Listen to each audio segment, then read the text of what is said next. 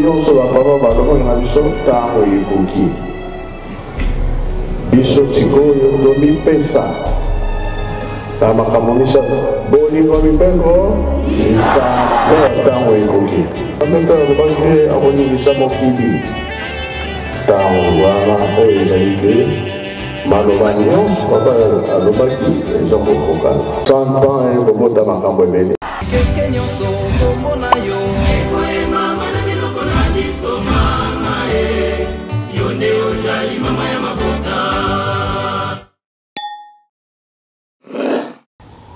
batata ba mama bilenge balanzemenga makimbango télévision bana tito mokonzi ya bule bakimbangiste pe bayindo banso bino bezali na mokili mobimba bomesana kolanda biso tika ete boyamba bambote na biso na kombo misato ya bule kombo oyo ekopesaka lobiko kombo ya kimia kombo mosusu te kombo mei ya tata Simon Kimbangu kiangani esengo ezali na biso mingi ya koyeba bino ebele o liboso abayetando na bino to pe na misala pe bongo na bongo bisika nyonso oyo bozwi libaku ya koyamba biso o mokolo mwa lelo na nzela ya télévision n'est-ce pas en ligne oyo ezali bongo menga makimbangu na kati ya presse et information kimbangiste esika wapi moko ya banzela oyo topona kolobela mokolo mokili na kombo ya tata Simon Kimbangu kiangani tika ete kimia luseleni ya sika mapamboli elokalize bino bana ebilaka bilombe ya tata Simon Kimbangu kiangani obosani na mokili mobimba wabino maman falona na kati ya émission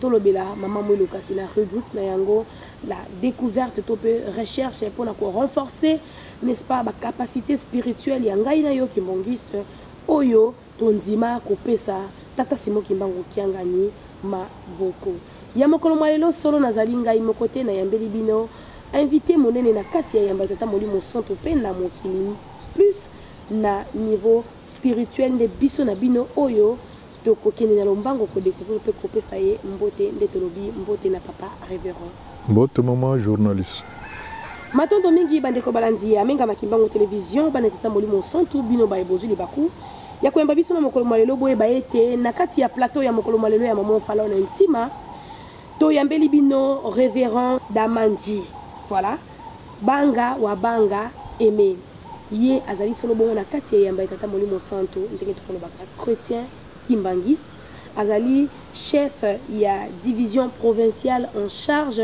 de l'évangélisation dans la ville province de Kinshasa kasina via bomoto ndenge kaka na 1921 ndenge tata Kimbangu atindaka ete bano balandaka yeba kende kotanga ndeto koyeba na molai ya singa to ye solo bongo ko présenter bino le profil du révérend Aimé Banga Wabanga.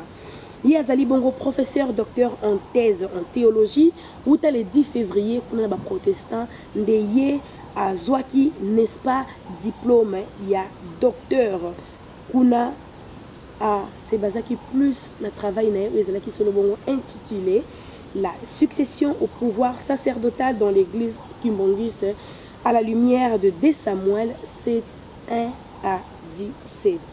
Et sengeli koyeba ete papa révérend Damage ye azali marié na maman na biso maman révérende Annie Laten et papa ya bana ebele 2 fois papa mapasa pe lisusu responsable papa na biso zali à la base il y a plusieurs ouvrages scientifiques oyo asi à publier et professeur na USK na faculté ya théologie et na ba protestant azali pe na université UFADC na Istemi et kuna pe kotala na Guadeloupe na nord Équateur na Ista azali professeur et azali directeur général na ICDR na Bosobolo wana ezali ba attribution to pe ba charge mokumba na vie scientifique ya papa na biso papa révérend Aimé Banga Wabanga Damanji pe kuna lisusu na université na UBEC azali professeur. Actuellement il vit à Lutendele où il est secrétaire académique aussi professeur dans la faculté de théologie toujours.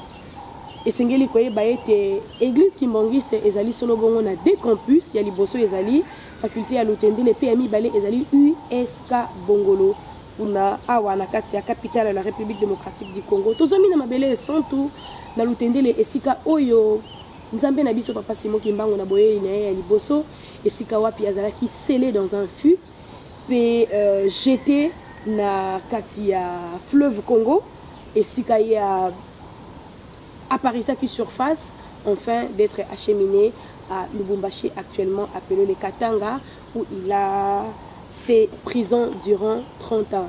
Nde wana ezalaki solo bongo na molai topé na mokuse ya présentation et le profil, il y a invité Nabiso, il y a Mokolo Malelo, papa révérend, Tozongeli Bino, wana ezalaki solo bongo selon documentation Nabiso, oyoto sali pona koluka ko talisa na bino na bayi internaute o bakolanda biso na nzela ya moko ya bauti oto yaka kolobela nzambe mpungu to lendo baye ba nespa nani wana maman Falon ayambi na kati ya plateau na ye pe nini oyo bazali elongo pona kutfate yango ezali na biso esengo mingi tozongisi matondi malgré ba multiples préoccupations na bino avec ces profils gigantesques que vous avez avec de multiples tâches au sein de l'église tant et dans la vie professionnelle bonzimi invitation na biso pour que toka kolobela likambo etali bonzambe ya papa kulutu oyo tokubengaka kisolokele lukelo Charles Daniel oyo tozali kotombela mbotama elamu dans quelques jours awa le 12 février nde yango wana na mai oyo tosili kotalisa na bayi internet bakolanda biso oyo tobosani n'est-ce pas papa révérend akobakisela biso kasi yambo tokoka kokota na bokebi tokosalaka mariage oyo na biso na bandimi pamba te mingi oyo bana papa Kimbangu ba sympathisant oyo nano bakukili te et na kati ya koyoka parcours ya moko na moko et kosalaka accrochage to pe kopesaka baye oyo nano basoli kambo te détermination ya kokima mabe ko na nzela oyo zali ya solo oyo tozoya kotalisa na bango omokolo malelo papa révérend damage obotami kimbangiste to pe okomi kimbangiste ndenge nini lelo oyo okomana esika oyo komi caméra pe micro ezali wa bino na bayeba ko na biso kasi yambo bato oyo bayaba yo ki profil na yo okakopesa bango bote caméra ezali ko mona bino pour que tokabola masolo elongo. Merci maman journaliste. Na koyebisa ezali miracle. Pambate voyage à liboso ya papa Djangenda na Grand Équateur précisément na Gemena lelo ekomi Sud Ubangi. Wana papa Mobote nanga azalaki chef du personnel ya Sibé Zaire na tango wana. Et à cette époque nazalaki na deuxième année école primaire. Maman nanga azali lelo tozali na ye mama Selo Yogwa Lukabi Anselme. Wana tozali na famille catholique. Et ma petite sœur Odette azalaki kobela asthme à tout moment. Et puis papa Nabiso tosili sa hôpital partout. Maladie ezalaki aussi la te. Tant que que papa Djangenda yaki, moi na papa Simon Kimbangu, biso zona biso ba catholique, to lobi tokei, to zwa lipamboli et pas na papa Djangenda. Tant de komaki balabi bato ba kota lisusu te, heureusement biso misato, maman komaki lek na ngai moi suis wana na lobi odette simana ngai to kotaki. Tant de kotaki na se présenter ngai na ye pa na yo, to la kisanga nzambe na silsa kelasi. Pe tsango na kosisa kelasi na kuma moto monene na bikisa na boko la famille tata na mama na ngana bande konanga papa ebisingai papa Djangenda ekozala bongo e apesinga pe mona maya kamba mama Mobote na ngapa lobi na tina leki na ngai pe papa pesa e mai ti ayeko kufa abela lisusu azmete banda cette époque ngana zana ngaka catholique ti na ye na ju diplôme na ngai oyebi tozali frontalier na Centrafrique. C'est facile pour être badouba que nous tanga kuna. Papa Mobote atinga na ke na se faire inscrire na université de Bangui. Nous avons la faculté de droit et sciences économiques. Une année, deuxième année, na komi Kimangis. C'est depuis 1989. Quand on a komi Kimangis, papa nanga kouf. Ba rappelé nga na zonga na ngambok. Kuna na komi Kimangis, na komi musicien et puis na chorale de dirigeants.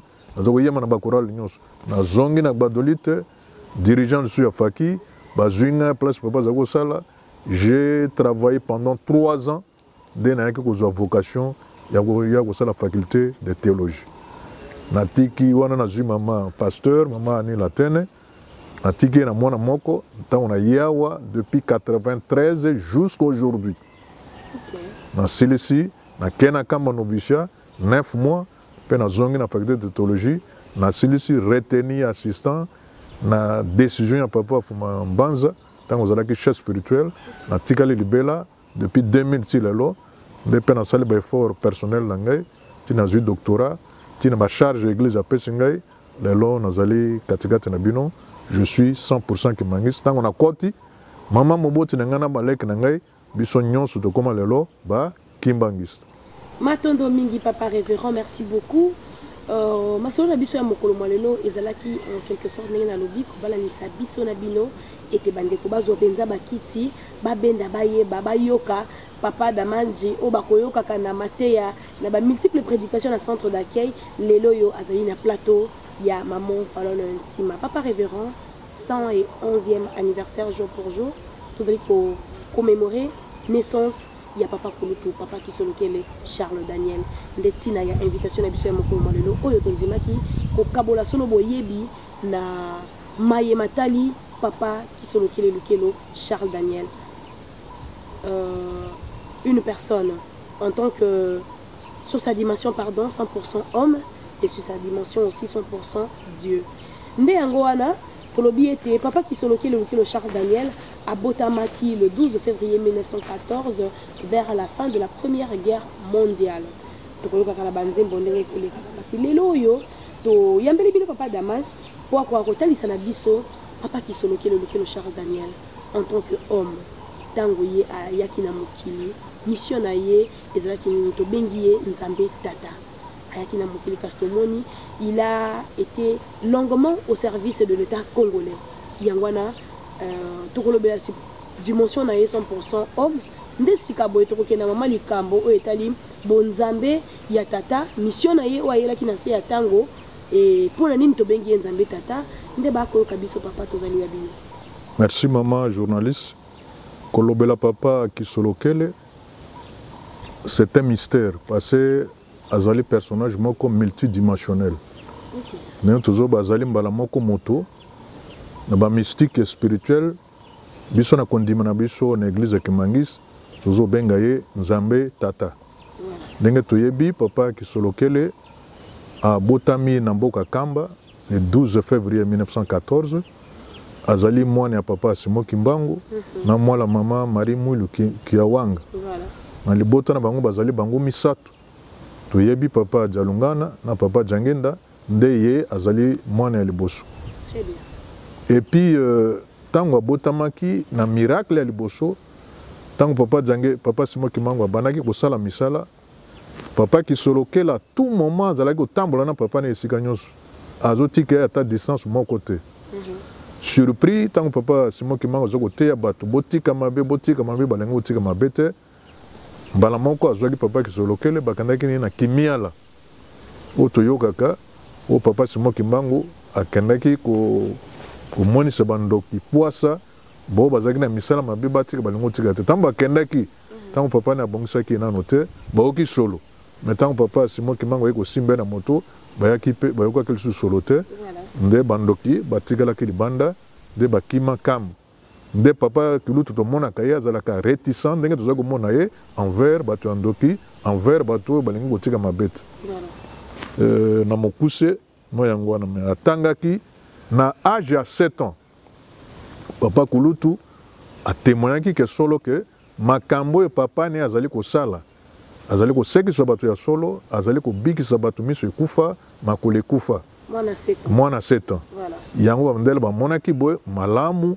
totinda ye torelege ye mosika na boma mpona tolave ye cerveau abosa na makambo papa nazali kosala ntango akendaki kuna bapesaki ye su nde nzela nde akei atangi akomi moto monene akomi administrateur ti na mokuse soki napesi résumé na ye me nakopesa yango na français mpona ezala malamu azali fils aîné de papa Simon Kimbangu et de Marie Mwilu Kisolokele Lukelo Charles.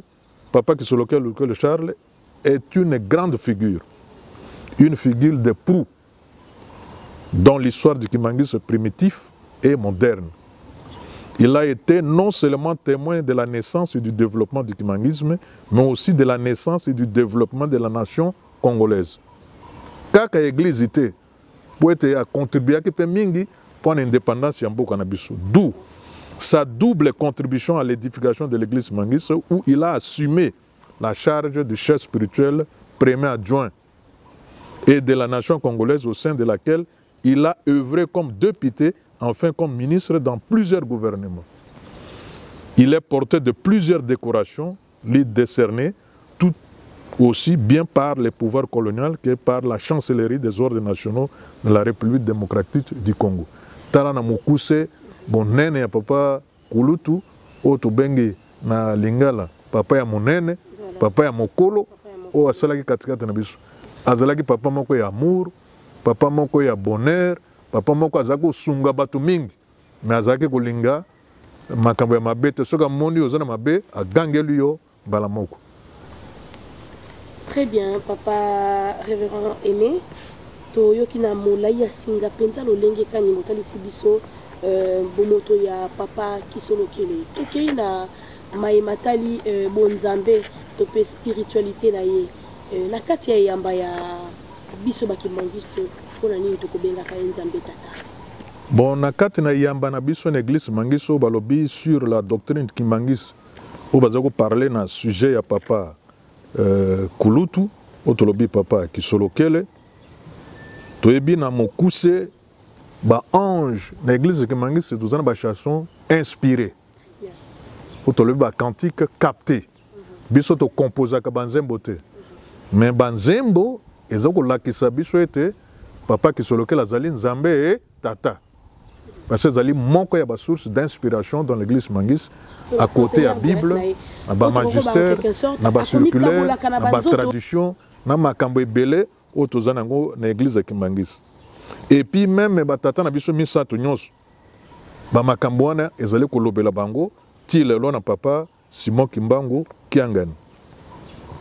Et puis ndenge tolobaka na Lingala. Boyebi nani oyo atumbaka mokili. Tango wana question na papa Kulutu, tango akena Katanga, atuni batu. Connaissez-vous la personne, alors d'une façon humoristique, qui avait mis le monde en feu? On a yebisa kibino lugana lingala. Boyebi nani oyo atumbaki mokili. Mingi bakimangisa bayeba kamotuna ante me bato bazana Katanga bazali koyeba. Dans la foule balobibo. À la foulée, des gens ont répondu au cœur. Ingo wewe. Papa ezali yo papa. On balobi ezali yo papa. En effet, ce langage n'est ni codé ni interlangue. C'est un discours direct et clair. Solo yewana zali nzambe tata. Poya tuni motuna. Bato bazongisi lié directement. Et puis ceux qui tokomonaka na tina ya kombo na ye ndenge ba yebisa biso Kisolokele elingi koloba nini eloko oyo ebunga emonani katikati na biso ndenge natangi na buku ya papa Nzinga Aron oyo atiki biso oyo akomaki na tina ya centenaire ya papa Kulutu. Papa Kulutu tobosanaki na colonie lisusu tango za kotanga bandele balingaki kaka baboma ye. Ale bon bokende na mai bosukola botindika parce que ba mai wana zaki na ba ngando otolbi crocodile tamba kale batindiki pe papa Kisolokele tango ko ba bia sili lelo akufi ba zisango papa Kisolokele akufi ba yabwe ba ngando ba kumbi papa Kisolokele papa simbi pe mokilo na mongoti ba yebatiye et la kisaki ete papa azali na mystère mususu pe azali solo zambe katikati na biso ba révélation ba makambo ezali pona minute ezali nde moke parce que lobela papa Kisolokele ekosila te ye moko alobaki lisusu tango ekokoma bokoyoka ete nazali suna bunzoto te nazongi kofanda na mboka na nga kamba Yerusalem na kiti na nga ya molai mibeko makambo nyonso ya mokili ya lingombo kuzo wapi na kamba Yerusalem ya Afrika. yango toza kosenga na bato ozala ozali kimangisi oza kimangisi ete makambo ya mikakatano ya pasi oza nango tokende kose ressourcer auprès ya chef spirituel ya sika actuel katikati na biso papa Simon Kimbangu Kiangani oyo afandi na kamba Yerusalemu ya mboka ya sika boka ya bule oyo etonda na makambo nyonso oyo banzambe bazali kuna oyo pe tokozwa makambo nyonso ezali katikati na biso. Voilà, merci papa. Tozali kokende vraiment na molai ya singa malembe ti kino wapi tokokoma na suka pona koyela bino n'est-ce pas ndenge tolobi ete likambo ya tata Kimbangu tata Simon Kimbangu pe likambo ya bana ya papa Simon Kimbangu nzambe tata ndenge tolobi papa Kisolokele Lukelo Charles Daniel ezali tellement vaste que na bangonga oyo tozali na yango toka puiser yango te kasi toyeli bino l'essentiel esengeli koyeba ete 12 février ndenge momesano na kati ya lingomba na biso ekozalaka ba milulu nyonso ba mbotama ba anniversaire ya liwato pe ya kufa ya banzambe na biso ezalaka attribué na mouvement Songolo to Pakala kasi 12 février epesamela bongo na groupe de volontaires kimbanguistes ezali kokambama pardon epai ya maman Fifi Liola. Papa révérend, on revient à vous. L'histoire nous dit que papa Diangenda avait payé de l'argent de sa poche, Maître Croquet pour l'indépendance de la République démocratique du Congo. Est-ce que papa Kisolokele a aussi une influence sur l'indépendance du Congo? Oui, je peux dire oui, parce que sur le plan politique, comme on le constate, papa Charles Kisolokele a été aussi un des artisans de l'indépendance de la RDC. Très bien. Parce que beaucoup ignorent, même au sein de notre église, oui, qu'il avait pris part à l'exposition universelle de Bruxelles en 1958, ensuite à la table ronde politique et économique de Bruxelles en 1960, où on avait traité de l'indépendance et du portefeuille de la République démocratique du Congo. Okay. Voilà, batata ba mama, ndenge tokolobaka, banzambe na biso bamika bolaka na banzoto na bango. Donc ndenge tokoloba ba se complétaka, tokoloba ndenge wana, ndakisa lelo oyo papa Simon Kimbangu Kiangani asingami na ba conseiller direct pe ba conseillère direct na ye.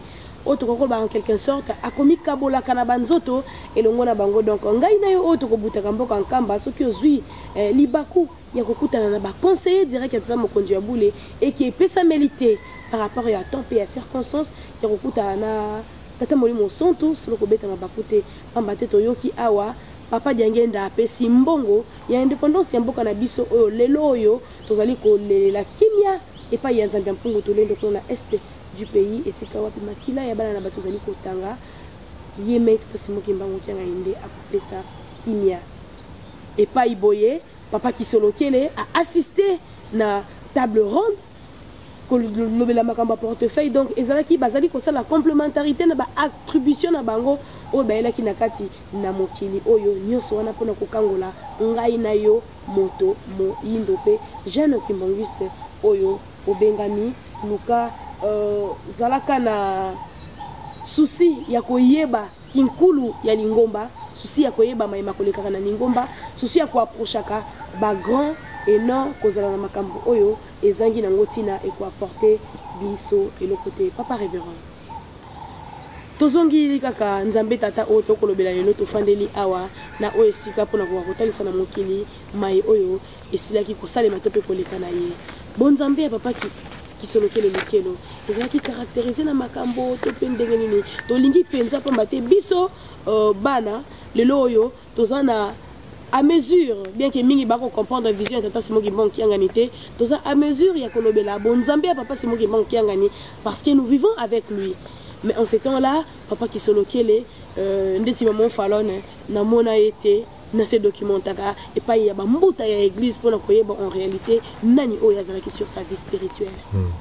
Merci maman journaliste na kanisia wa tokoloba mokena lopoto. Que papa Kisolokele Charles Daniel n'était pas perçu seulement en apparence d'homme tout court, mais il avait une autre dimension. Autolobi, cette dimension était dite spirituelle ou mystique, mais divine. En posant de façon humoriste, ou sous forme de blague, la question de donner une information, ces messages et cette information de son discours scatologique sont par exemple les suivants. À la fin de ma vie, j'irai me reposer sur une chaise longue à Kamba, où les dirigeants du monde entier viendront puiser des lois et des conseils. Dans ces messages, papa voulait dire quoi? Il voulait informer. Il s'est révélé clairement qu'il est lui-même Dieu. Ses propos nous montrent qu'il était conscient de ce que la prédication qui disait de lui. Et s'il se reconnaissait bien, et tout à fait, car par ses propos, papa Kisoloke le Charles s'excitait clairement et passait une information confirmant des titres sacrés. Et comme je vous avais dit, les discours immunologiques qui Mangis lui donnait et lui donne encore de plus. Et les chrétiens lui reconnus et lui reconnaissent des faits et des gestes surnaturels. D'après l'observation interne de l'Église, personne ne l'a vu prier. Tout le monde était abondé dans les bandes pour le culte dimanche. En effet, mais papa Kisoloke le Charles ne priait pas publiquement. S'il vous plaît, papa. Ça retient notre attention de savoir les autres romans. Ma prière, il y a papa Diangenda, et les archives nous le montrent. Et papa Kisoloke, papa Dialunga de même, et papa Simo Kimba qui a gagné. Mais papa Kisoloke, les hommes n'ont été. Jamais. Ils allaient. Jamais il n'a pas. Parce que Azalaki Nzambe Tata, il y a Salim Mokilo, Pena Sena, Abosambela Sunan. Oh, ce n'est pas possible. Il ne priait pas publiquement au culte qui Mangis, vit comme l'incarnation du ciel. Hein? À qui en effet se serait-il adressé, étant censé être lui-même le sommet de la hiérarchie du ciel. Bon, ça le bon de l'air. En Kisoloke, le bien papa Kisoloke, se révèle le règne des saints sur la terre. Voilà, en quelque sorte, la révélation, minene, où ils allaient kolobana papa Simon, papa Kisoloke le Charles. Un personnage multidimensionnel et c'est un mystère pour les croyants ou bien les fidèles qui mangissent. Montuna motoazen neteni na makambo ya yebi na kata na papa Kisoloke le o to yebi en quelque sorte yango to pesi pona affermir kon dimana biso affermir pona biso to yeba ete ya solo papa bazali Nzambe katikati na biso loko Nzambe na biso oyo na kosenga to korola jetegende yembaka ukochango yebu na mobu ya liboso Nzambe akitaki wapi ukati ya bana na ye Nzembo wana na kosenga na émission utia pone raffermir on dimana biso to yeba solo ke bangonde bayaki kobikisa biso to tika distraction ndenge papa zali kotika kote ya biso ba makambo ya réseaux sociaux ezali mabete mais to yeba ko utiliser ngo mais pas d'une manière abusive. Na kanisi c'est ça l'essentiel, il y a message, il y a lokumu otoko sala ngo pona anniversaire ya papa kulutu katikati na biso. Matondo mingi papa révérend tokomi na suka ya n'est-ce pas masolo na biso ya mokolo malelo. Nous vous signalons que tozali na kati ya lutendele na mabele santu esika wapi biso menga makimbango toka ko se ressourcer ndakisa chaque samedi oyo tokoyaka mabondeli ya ba jeune oyo tokoyaka kopesa Nzambe maboko na mabondeli pe na misala pamba te yango kaka nde ezali kosenga na biso surtout na temps oyo tozali na temps de guerre oyo mboka na biso ezali menacé par l'ennemi ngai na yo jeune akimbongiste tout ça l'essentiel tout longa na kati ya distraction. Mais n'est-ce pas tout ça la volonté à Tata Nzambe et non volonté ya bato ya mokili to za la paix to me mama paix na vent ya baye o basi bazangela te bazali koluka banani o bakoke na bango elongo kasi to za na ba choisi parmi ba choisi ya Tata Nzambe pamba te bongo kaka nde pona mela biso pona kopesa Tata mapoko solo to lobaki na bino na kati ya présentation ya révérend Aimé Banga wa Banga était toko azali bongo professeur actuellement to yaki kokuta ye en plein cours awa na kati ya lutendele na faculté ya théologie esika wapi azali ko dispenser cours ya hébreu yangwana biso na bino tokozwa na mokuse mo extrait ya enseignement pour na kotansa na bino le profil de notre invité puis on va revenir avec cette merveilleuse chanson qui a été demandée par le chef de division provinciale en charge de l'évangélisation au sein de la ville province de Kinshasa suivant.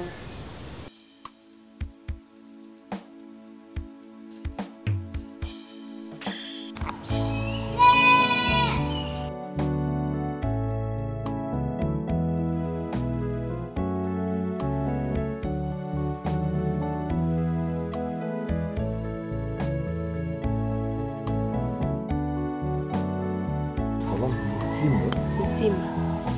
du Saint-Esprit. Papa, nous voulons te dire merci de l'amour incommensurable que tu as manifesté durant la nuit parmi nous. Nous sommes rassemblés pour étudier, mais nous venons de recevoir des serviteurs qui propagent votre nouvelle au niveau de notre presse et information, qui est votre voix. Ils sont parmi nous. Nous allons nous entretenir, soit avec nous depuis jusqu'à la fin. Au nom du Père, du Fils et du Saint-Esprit. Amen. L'Université Mukimbangu de Kinshasa a 2 campus.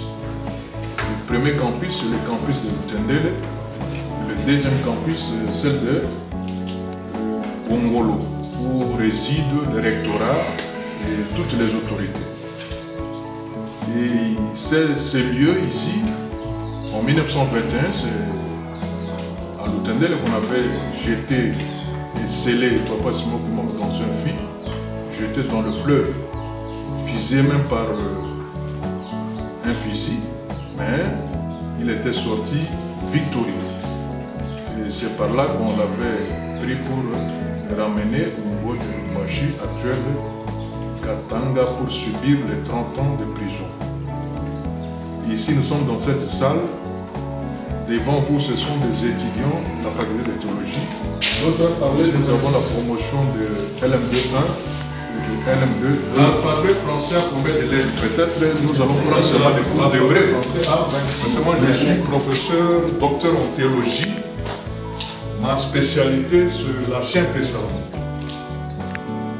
Ma recherche, c'est sur le pouvoir et le développement. J'ai écrit ma thèse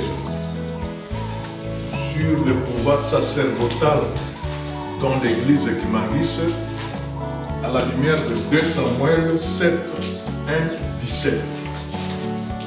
Ici, j'enseigne l'hébreu, l'exégèse,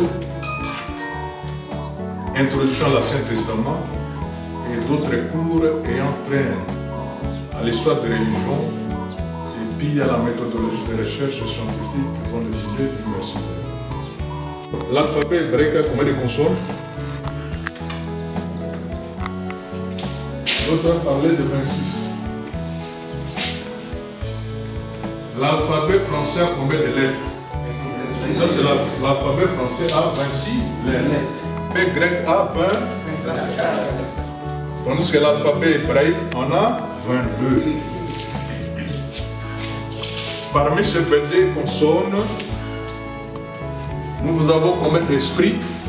Nous avons 2 esprits. Nous avons l'esprit doux et l'esprit rude. L'esprit doux est symbolisé comme ça, qu'on appelle Aleph en hébreu, et l'esprit rude c'est Aïn. Si nous faisons la transcription de Aleph, ça c'est notre ligne, signe, ligne de cahier, c'est un peu un mot comme ça. Tandis que Aïn, c'est comme ça. Ça va? Après nous avons, ça c'est quelle consonne?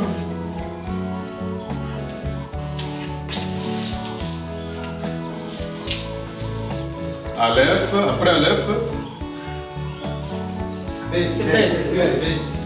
Bon, sans daguerre, c'est beuve. Hein? Ça. Maintenant, s'il y a un daguerre ici, ça devient bête. Par exemple, si on dit comme ça, le sens ici, on dit bête. Qui peut me donner le sens ici? Bête ici. Nous écrivons souvent, on écrit bête. Bête, c'est maison. Et puis elle ici, c'est Dieu. Quand vous allez regarder l'église Bethel, c'est maison de Dieu. Voilà en quelque sorte ce que nous donnons ensuite.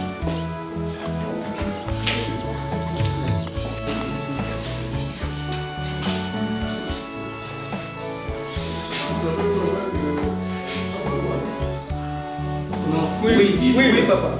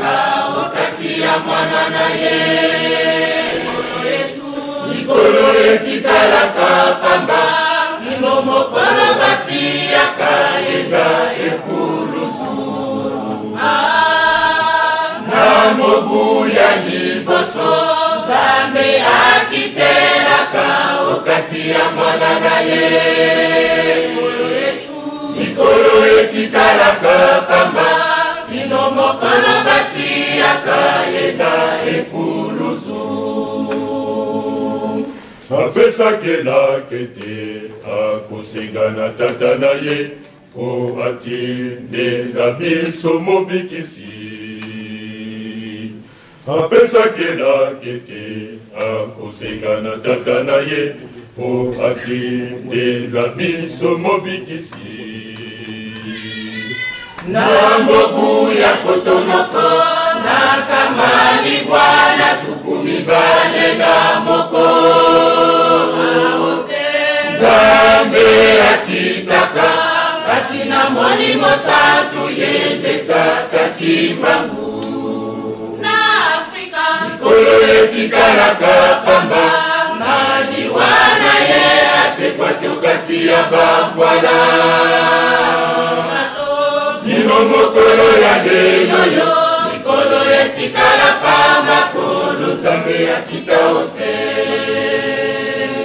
Basusu bazali kolukela Nzambe na lola nzokande akitaka ose. Azali kolia na biso, azali koloba na biso, amibondi alingi komimonisa te.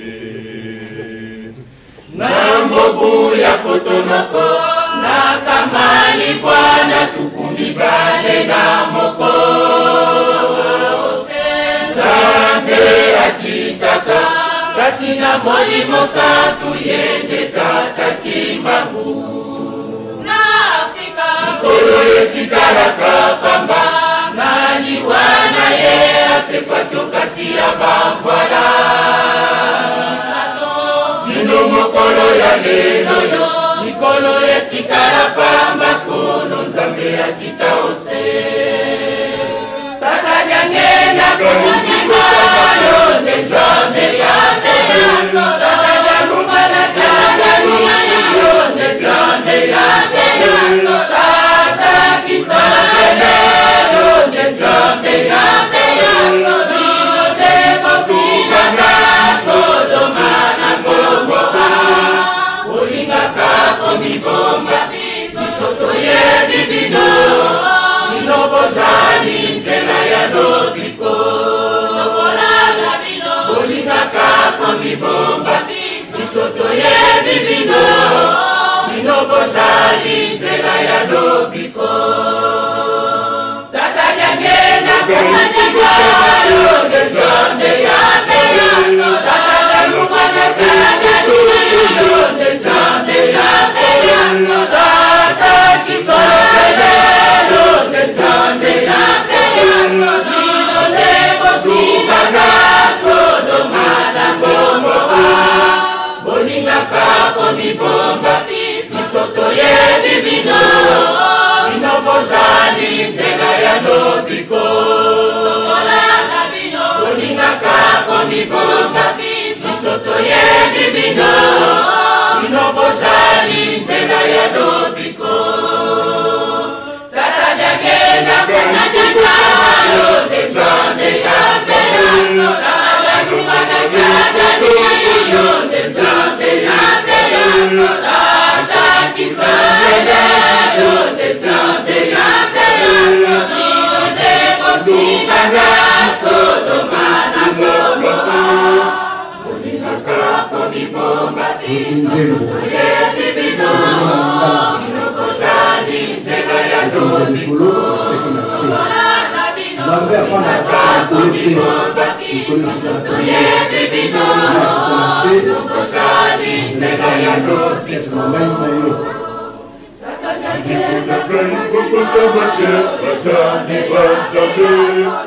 Rasalamo alimaki yango te Zambe afana na likolo akoya na se afana ndenge kwa Salamo akonaki duto Mustaka Zambe azali shamba azali kusaka biso toyebi bino bino bozali nzela ya lobiko lokolanda bino bolingaka komibomba biso toyebi bino bino bozali nzela ya lobiko tata jangenda kunazima yo nzambe ya seya tata janungana kadani yo nzambe ya seya tata kisokele yo nzambe ya seya bino nebo kubanga Sodoma na Gomora bolingaka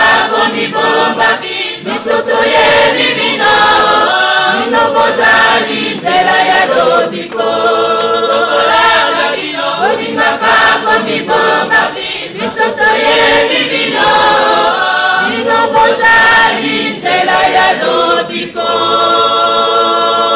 Merci. Matondo mingi papa révérend na yo ki posa ya kotanga est-ce que ngabe moment falo na koya kosala ko Oui, na ko profiter pour na koyebisa ba jeune ki mangis ba tata na ba mama toya kotanga na faculté de théologie. Oui, pesameli biso tolanda ba discours ya bato musu balobaka te parce que faculté de théologie biso nde to ko défendre lingomba sur le plan doctrinal, sur le plan scientifique. Koyawa il faut de la diplômée d'état.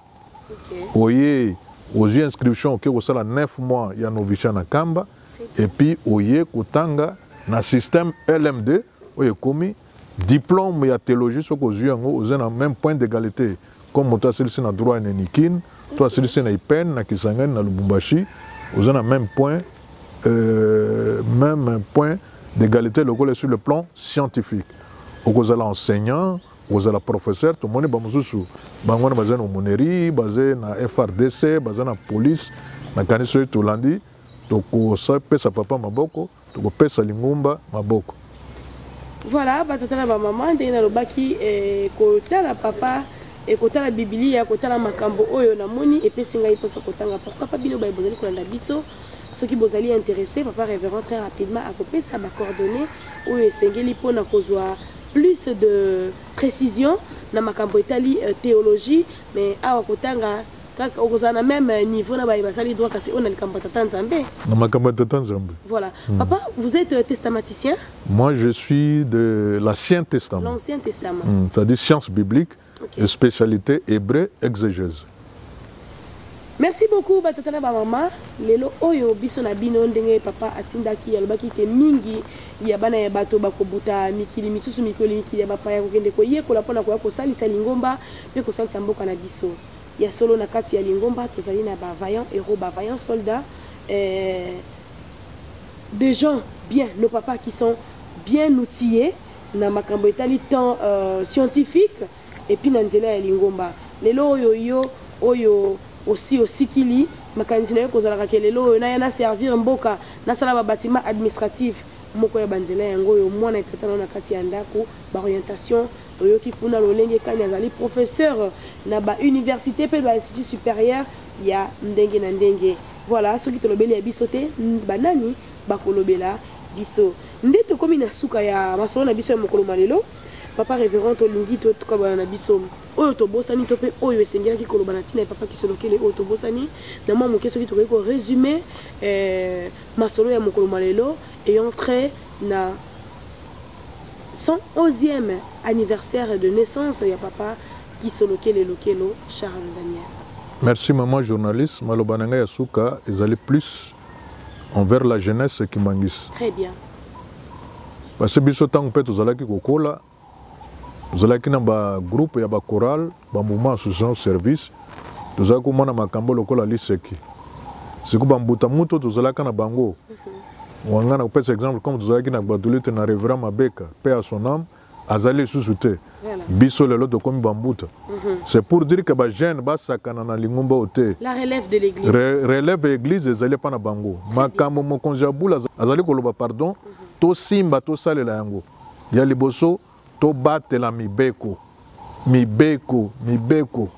Ninga ibisa biso na mormo église mormo bana babana ko longola boti église koyi. Mais biso to simba mibeko. Mai ba papa na biso batikeli biso.